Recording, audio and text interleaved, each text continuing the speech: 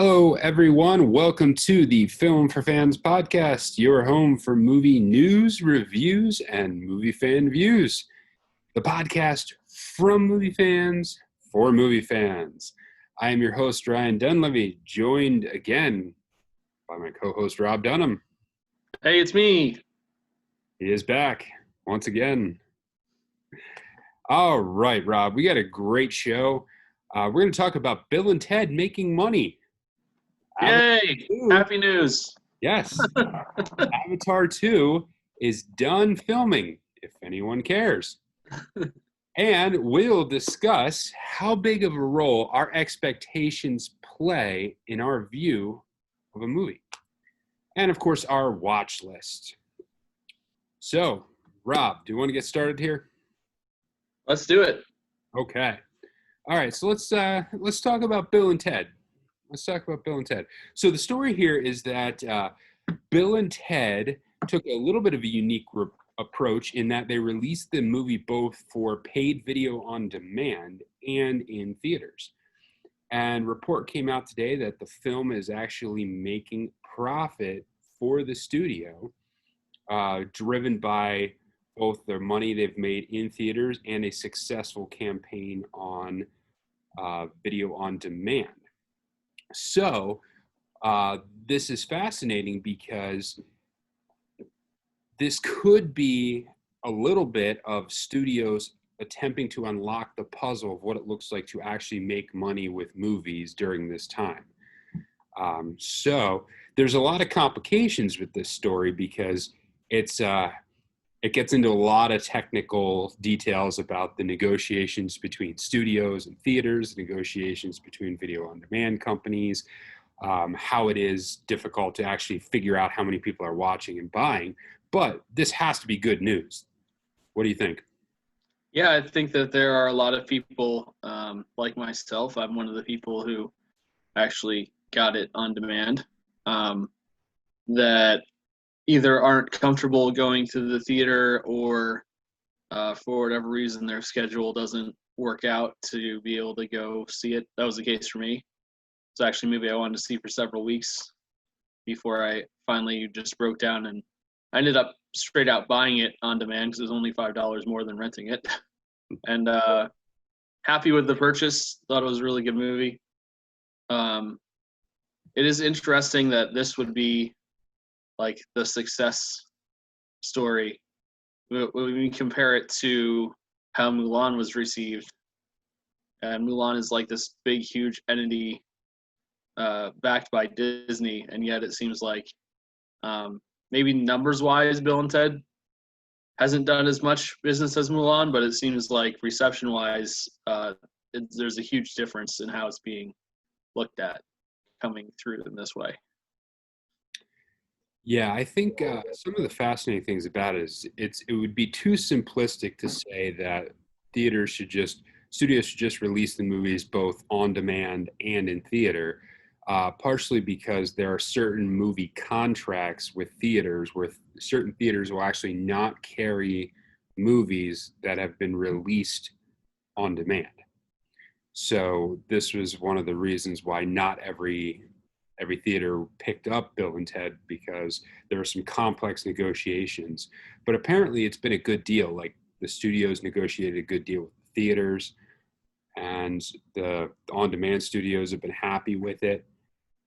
And right now, movies that chalk up a profit, hey, that's fantastic, and love that going forward. So it will be interesting to see, kind of like with the movie or the music industry, how once the whole idea of streaming and MP3s and digital files came out, it took the music industry a while to be able to figure out how to make money off of it. And I think what you're seeing with some of these, both the different approaches for Mulan, Tenet, and Bill and Ted, that studios are trying to experiment with how can we best make money in this environment. So hopefully this is a piece to studios being able to unlock this, because the better they can figure out how to make money, the better and more movies will get released. So I think that can be nothing but a good thing. Yep, it's this seems to be the big issue with the studios right now is how do we make some kind of profit off of things. Yeah, it's a crazy cycle because theaters need movies to open, but theaters need to be open in order for studios to want to put movies in them. And so it's kind of this weird dual step where they have to kind of move step by step. And so we'll see. So all right, let's move on from Bill and Ted, and let's talk about the news that came out this week that James Cameron announced that Avatar 2 is 100% done with filming. Finally. It Seems like, seems like it's been forever. yeah, the movie's been delayed 8 different times for a variety of reasons. They've been talking about this movie literally since the first one came out in 2009.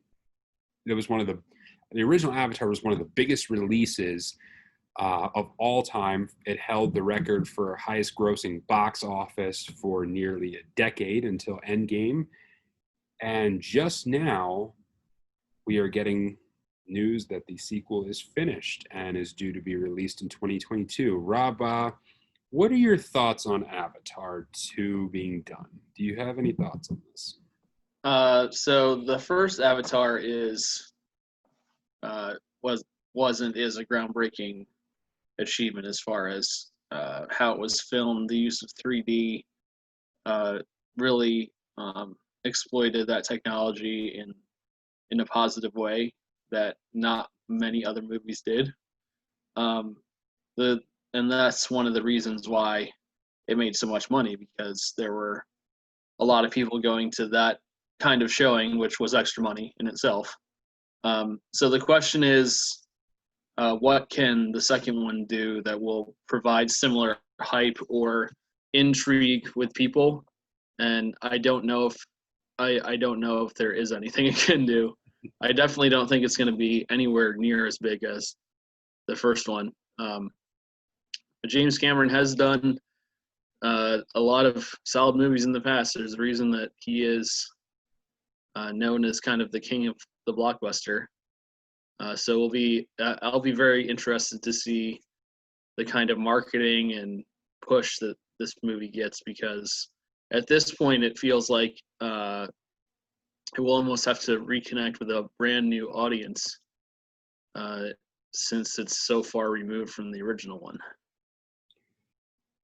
Yeah, I think the original Avatar I think is a classic example of how you have to evaluate a film differently when it first comes out and over time. Avatar, obviously, when it initially came out, was this massively huge blockbuster and was all over everything. Everyone went to see it. It ushered in this brand new era of 3D movies. And then it just disappeared and faded into the background. Like the movie has almost no legacy. The main legacy it had was creating this amazing 3D atmosphere and launching that environment, and then that was gone 5 years later. And you just do not see the 3D movie anymore, really at all.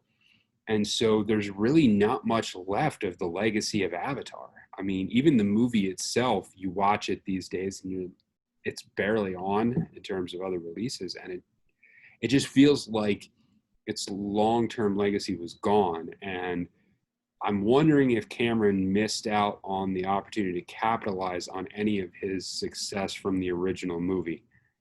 And it's not like kids grew up watching Avatar for the most part. So yeah, I think you're right that it's going to have to connect with a brand new audience. And I think it's got its work cut out for it. Definitely. So, and he also says he's almost done filming Avatar 3. So there's a lot of commitment to this project. So Yeah, they better hope Avatar 2 does well. yeah. Uh-huh. So I mean, Cameron's got pedigree. So we'll see. I mean, he's probably earned the benefit of the doubt at this point that he can create a movie that's going to be successful. All right. I think we're ready to move on from news. All right, before we get into this week's discussion questions, I had a note from a fan of the show, a disgruntled fan Oh, okay. who is upset at you for excluding a franchise when it came to the action movie franchise segment Okay, let's from hear the it. previous show. And when they brought it up, it made me think about it for a minute, and I'm not sure if I agree or don't agree. So I wanted to throw it out to you and hear what you think. So their suggestion is that we include the Bourne franchise Ooh. in our list of potential action franchises. Mhm. Technically has 5 movies. Yeah. My initial reaction was that I'm not quite sure it fits because Legacy, although a Bourne movie, is not a Matt Damon Bourne movie. It's not a Jason Bourne movie. But and the distinction I make between that and something like James Bond is James Bond is established, and we expect there to be different characters in that role. Not so much expected when the first 3 Bourne movies were all centered on the character of Jason Bourne, and then Legacy came. And although he's a main part of the story, he's not the star of the story. Hmm. So in some ways, I'm not sure if that disqualifies it or not, since it's one of the 5, if we were counting 5, which is what you had Yeah. listed as your minimum Hmm. for uh, consideration. So what do you think about the Jason Bourne movies being included in that discussion? Yeah, that's interesting because I was mostly just going off the cuff. I had thought out a little bit, and I was mostly thinking of ones that had a bigger list of movies. But yeah, Bourne technically qualifies in terms of the criteria I laid out. My initial reaction is that I think you could include it. I think that Bourne Legacy was clearly designed to give the franchise legs beyond Matt Damon, and I actually really like that movie. And then when they decided to go back to Matt Damon, I think it does leave in question whether or not they're going to be able to continue making that a franchise and continue going that beyond. Because there was supposed to be another Jeremy Renner um, Bourne movie, but they Hmm. decided to shift and go back to Matt Damon. So I think what would give me pause is it's not obvious that this is a franchise that will necessarily continue making movies going forward. Whereas all the other ones, we already know there's going to be another Fast and Furious. We know there's another Bond coming out. We know Mission Impossible is continuing. Um, so that would be the only thing that would give me pause, but it technically qualifies. And so if it does qualify, yeah, it's up there because all those movies are really fantastic. So, I do think one of the interesting things with Bourne too is that with Ludlum's work, and even some authors have continued that work mhm, after he stopped writing. Um, there is a lot of material there is. on Jason Bourne, and I think a lot of people's only connection to it is the movies, and they don't realize that there's like a lot of books Yeah. about him that could be made into movies if the studios thought it was feasible and was going to make them money. And I think I would say the first 3 movies might be the best action trilogy. Mm. I think you can make that argument out of any 3 that have been tied together intentionally. Yeah. Yeah, you can certainly make a case for that. Maybe we'll have to revisit that topic at some point. But yeah, I think yeah, that's a good point. Credit to the fans for calling us out on that. I Yeah, love it. so shout out to Valerie for that one. Good stuff. So thank you for correcting the error of our ways. All right. All right. So now actually let's move to one thing I forgot on the news items is we forgot what's in theaters this week. So um, there's a number of movies that are in theaters now. Some of these may be playing in a theater near you. Some of them may not.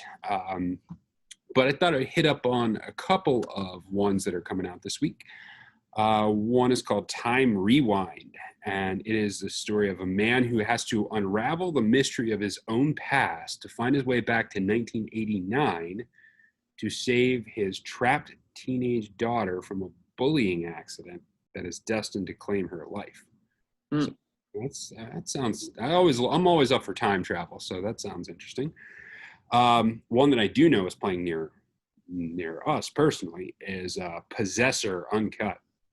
Now, the Possessor is it's a story of an agent who works for a secretive organization that uses brain transplant technology to inhabit other people's bodies, ultimately driving them to commit assassinations for high-paying clients. So interesting. And then two more we'll talk about. A Call to Spy. And this is a story about in the beginning of World War II. As the British were becoming desperate, Churchill ordered a new spy agency, the SOE, to recruit and train women as spies. This one's the main star, one of the stars in this one is Stana Katic, I believe is how you pronounce it, who formerly was a star in TV. And then we see next movie, Save Yourself. And I actually saw a trailer for this one. It seems kind of interesting. A young Brooklyn couple heads to an upstate cabin to unplug from their phones and reconnect with each other. Blissfully unaware of their surroundings, they are left to their own devices as the planet falls under attack.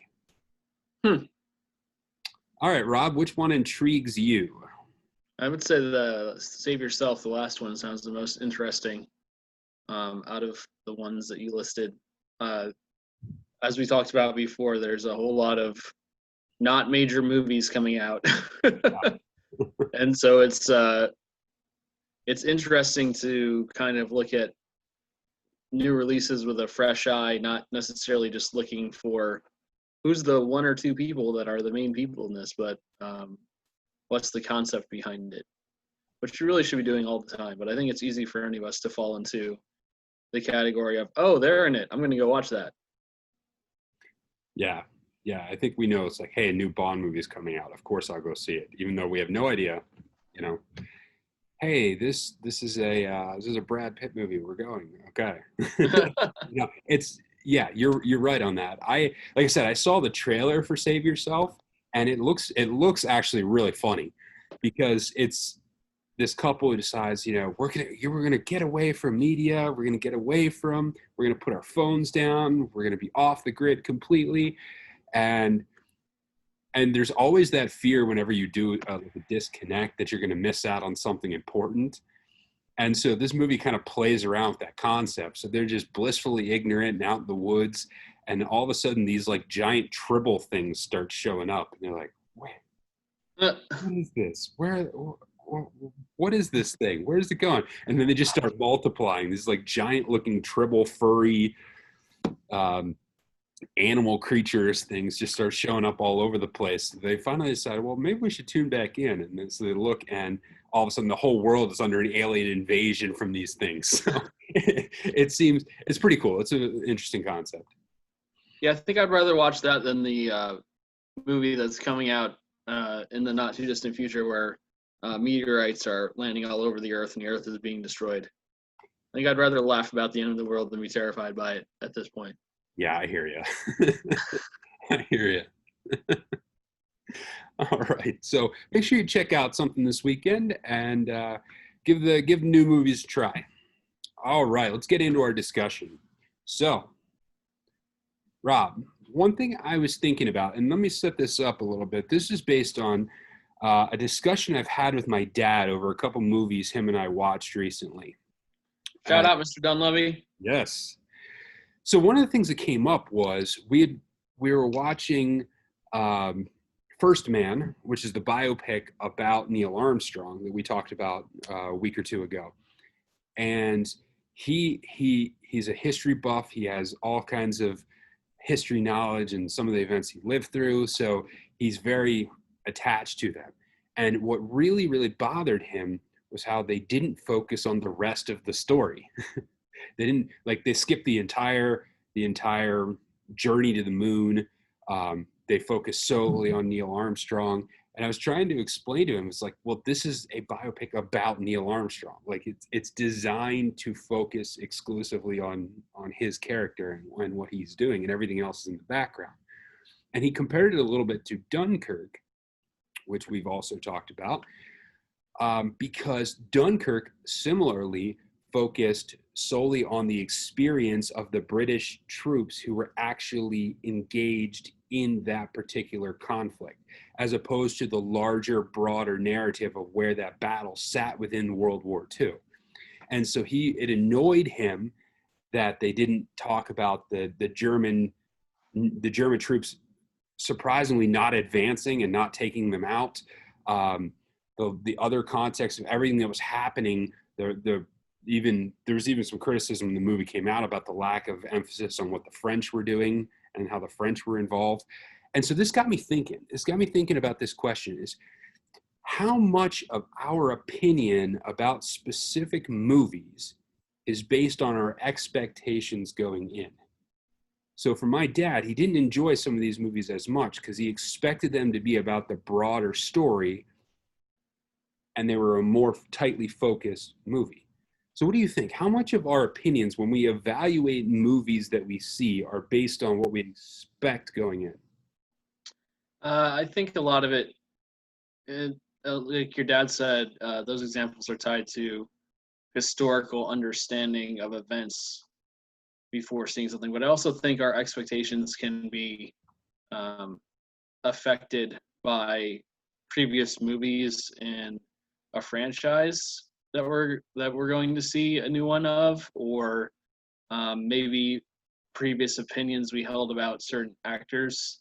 I think there's a whole lot of different ways that we can have expectations that turn out to be incorrect after we see a movie, or even just how we feel a movie might play out tone-wise from a trailer we've seen or something we've read about it, or just our understanding of the context of the story, kind of where your dad was coming from in those examples. I think there's a whole lot that can impact our evaluation of a movie and make it different from what our expectation was going into it.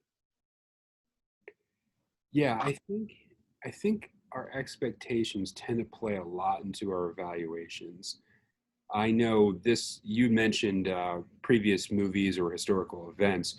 I also throw in books in there too. If you've read a book that's being turned into a movie, you're not coming in with a blank slate evaluating a movie. You're coming in with an expectation of here's what I want the story to be. And oftentimes you hear that, oh, it didn't live up to the book, which, I mean, you've got way more time to allocate to a book than a movie. And I think our expectations of what we're expecting do make a difference. Like, having seen so many movies and so many trailers, I've gotten a pretty good feel when I see a trailer of what a movie's going to be and what I can expect from it. I think people have a tendency to evaluate, oh, this movie stunk because it was like a cheesy action film. But if I'm going in expecting a cheesy action film and expecting to just sit there, zone out, relax, and see a bunch of stuff blow up, I'm satisfied. I'm pleased with it. So I think it's almost impossible to come in with a blank slate. And if you come into like a comedy and expecting to laugh tremendously because the trailer was really funny, and then you realize all the jokes were actually told in the trailer and nothing else is funny, you're going to be disappointed. So I think very often we do not come in with a blank slate to movies. And I think it really can affect how we're thinking about them as we evaluate whether it met our expectations, determines whether it's a good film more often than the actual quality of the film we just saw. Yeah, I would say and agree with you that I think coming at movies with a complete blank slate is probably a disservice to others if you're going to be reviewing them or evaluating them, because you can't go into, like you said, a bawdy comedy expecting it to be Schindler's List. Yeah. Like, if you're going to evaluate every movie against each other, that's not really a fair way to review movies. And I think that some people do review movies that way, and I think they tend to be the critics that everyone is annoyed by because they don't accept that some movies are made a certain way for a certain reason, and they're not all to appeal to or directed to the same audience. Yeah, and I think this is one of the things that multiple viewings of movies can help correct. Because once you've seen a movie, your expectation level resets a little bit. And so it recalibrates. So when you go back in and see a movie a second time or a third time, now you're watching it having a little bit of an understanding of what's going on, what to expect and what's going on. I think sometimes then you can give a much fairer evaluation of whether it's a good movie, and it kind of removes some of your biases. Okay. So that kind of brings us to the next discussion topic, which really ties into this. And this is movies we've changed our minds on. So as we talked about, sometimes for whatever reason, a movie does not strike us in the right light and we don't like it.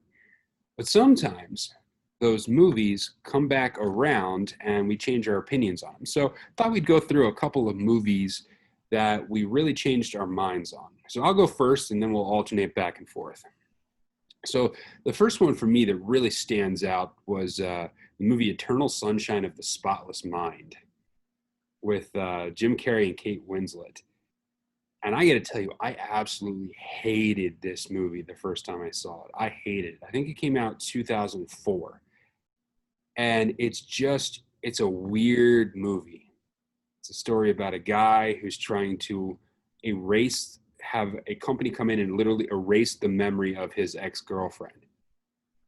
And there's some weird memory things. There's some weird time.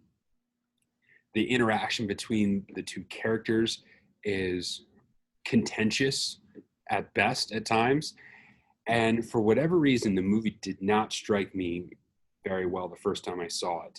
However, I don't even remember why I watched it again because I had such a visceral negative reaction the first time I saw it. But the second time I watched it, I really caught a glimpse of what the director was doing and the subtleties of the character interactions.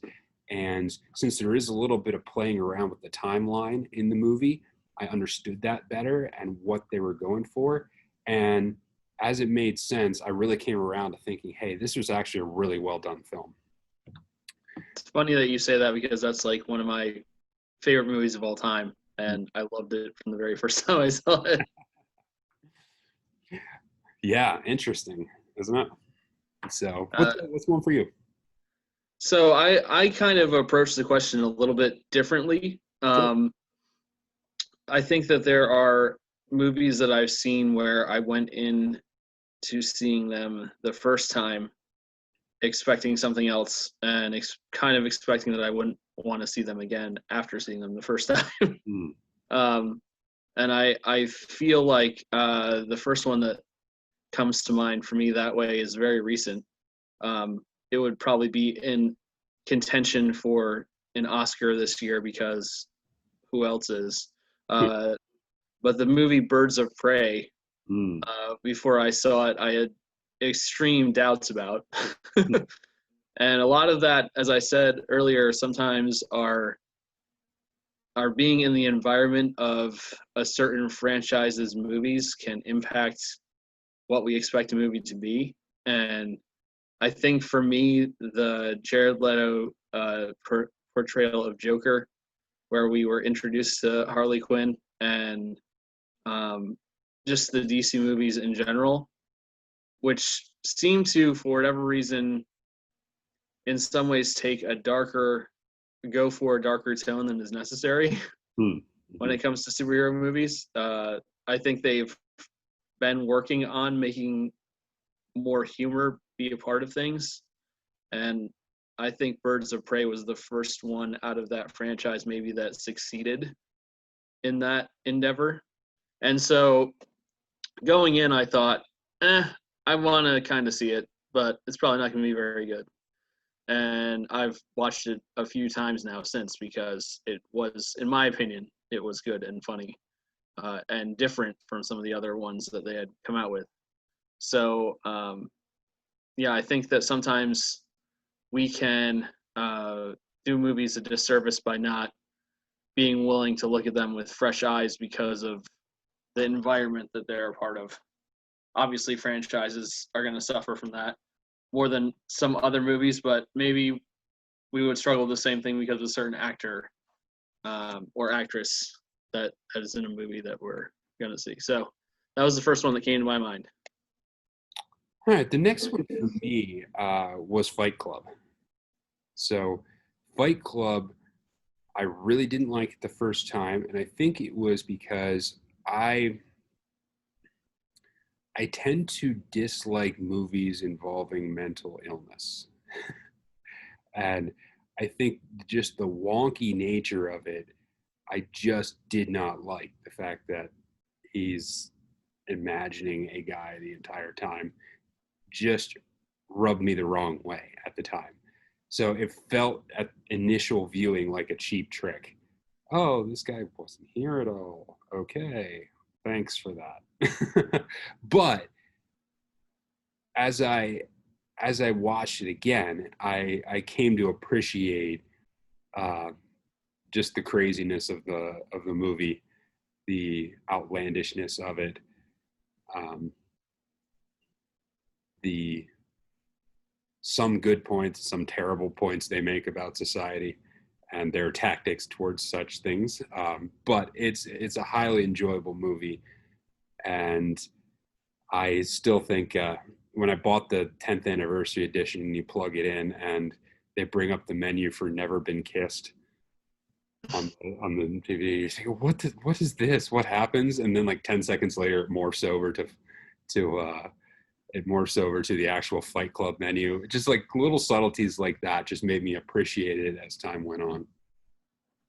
Shout out to my first college roommate and his friends who were in a band called Tyler Speaks for Me. Yes. Yeah.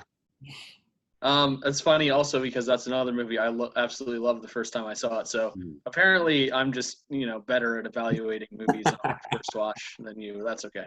I don't know about that. We'll see.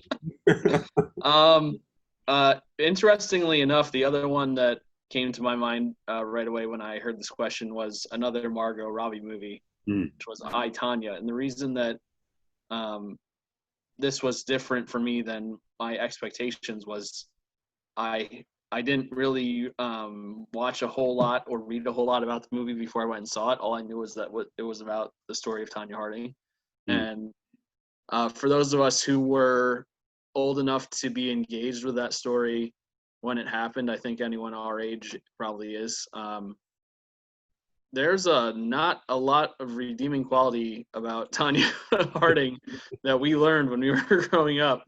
And to see kind of the background of her story a little bit and the pressure she was under and the rough upbringing she had, also being surrounded by some really stupid people.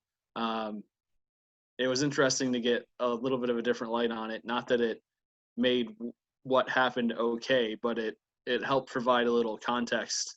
And that's one of my favorite recent movies. And Allison Janney is fantastic as her mom, and everybody else. Sebastian Stan in the movie as well as Jeff Galooly is fantastic. Definitely check out I, Tonya if you haven't. It will definitely, if you go into it with the expectation that you're gonna still hate Tonya Harding after, you might be surprised. Interesting. So I'll do the last one here, and this one is not a movie that I hated the first watch. It's just it very, very much surprised me by the different tone it ended up taking than what I was expecting. Going back to our discussion about expectations. And it's rare these days where I actually get surprised by the tone of a movie going in, and that was Ad Astra that came out last year. I was expecting from the trailers, I was expecting an action space movie, something like The Martian or things of that nature. Maybe not as whimsical and comedic as that, but some like action space adventure. And it turned out to be very different. It was much more insular. It was much more lonely and longing, and it really delved into the tone of the isolation of space and the isolation of of the mind. And the first time I saw it, I didn't know what to make of it because it was just so different from what I was expecting and so different from what I'd seen in a movie of that nature in a long time. And so this one I actually really wanted to see again because now that my expectations have been reset, I wanted to view it again. And on second viewing, I just found it absolutely fantastic. And it's such a good movie. Once I cleared out the fact that I was wrong about what it was attempting to achieve, I really, really appreciated it. Yeah, I knew that one was going to be on your list because after we saw it, you said that exact thing to me. So when you said this question, I was like, oh, he's going to talk about Ad Astra. I would say I had similar type feelings about what it might be versus what it turned out to be.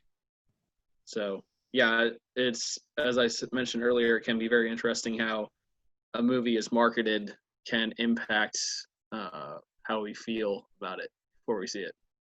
Yeah, and I think sometimes the trailers don't actually do service to the movies that they're representing. So I think that can be a problem sometimes. But okay. I think one thing we forget is that even if we think we have a movie figured out from the trailer, we've still only seen like a minute out of 2 hours worth of content. Yeah, very true. Very true. So let's move on to our watch list. And so each of us last week watched a different movie that we're going to review for a moment. So Rob, let's start with you. And you watched this week. You watched Enola Holmes. That's a Netflix movie, right? Yes, that is a movie that was purchased by Netflix and is on their service. Okay. What did you think of Enola Holmes? Obviously, I shouldn't say obviously because not everyone will know about the movie, but it stars Millie Bobby Brown as Enola Holmes, famous from Stranger Things, if you have seen that. And I was very, very impressed by her performance in this movie. She's only 16, but it seems like she's about 25. With the maturity of the performance in the movie. Funny, serious. Also interesting to see her speak in her actual accent because she is British, which you would not know if you watch Stranger Things. And she carries the movie. But Henry Cavill is also in it as Sherlock Holmes, among others. And it's not a Sherlock Holmes movie. It's very much focused on the Enola Holmes character. It's very well written and extremely well produced, in my opinion. The editing and just different effects they use throughout the movie give it a unique quality that I don't see a lot in many movies these days, and definitely highly recommend it. I also find it very interesting that this movie drew a legal response from the family of Arthur Conan Doyle, who were upset that Sherlock Holmes was portrayed as not being a brooding, upset, anal stickler of a person, and actually seemed to display some positive emotions because apparently they have the ability to challenge depictions of Sherlock Holmes that do not line up with the way they believe the character should be portrayed, which is a whole different discussion about what you should or should not be able to have control over when it comes to the character. But yeah, I didn't even really see much of what they were complaining about, honestly, although Henry Cavill was not in very many scenes, so there wasn't much to nitpick at. But yeah, I definitely recommend checking out Enola Holmes if you have Netflix. It's well worth the watch. Awesome. Definitely check that out. So the movie I saw this week was Infidels. So I finally got a chance to see Infidels actually on Wednesday night. So yeah, it was an interesting movie. It's definitely an indie release type movie. It tells the story of basically a Christian blogger who's got some international renown who gets invited on a trip to go to Egypt to make an appearance on Egyptian state television to talk about religion. And basically, he was, I guess from his blog, he's known as being someone who can build bridges between Muslims and Christians. And they don't end up liking what he has to say. And he ends up getting kidnapped and taken to a number of different countries. He gets kidnapped by basically Iranian terrorists from Hezbollah and in other segments of Iran. And so his wife works for the State Department and is working to try and get him back. So it was an interesting movie. There are things I really liked about it. There were things that you could tell it was a lower budget film. I thought some of the directing, when they were doing flashback scenes, I didn't love some of the film technique they used to transition in and out of flashbacks, kind of a film fade type thing that I thought just seemed a little bit cheap in terms of its execution. There were also a couple of storylines that I don't think they really wrapped up. In terms of character development, I think they didn't quite wrap up some of the character development aspects of it. Jim Caviezel was good, but the real star of this movie, was Hal Ozsan, Ozsan. I'm not entirely sure. Ozan, Hal Ozsan. He was really, really good. He plays the head, basically the head of the terrorist group that kidnaps him, and the interplay between him and Jim Caviezel was fantastic. He played a well-rounded bad guy character who wasn't just a static character. He had some dynamic roles. He wasn't 100% evil, and he really, really gave a great performance. It was really, really memorable. And a lot of the stuff he's done up to this point has been television. And I think he really showed the chops to be an excellent actor. And so I'd love to see him in a few more movies.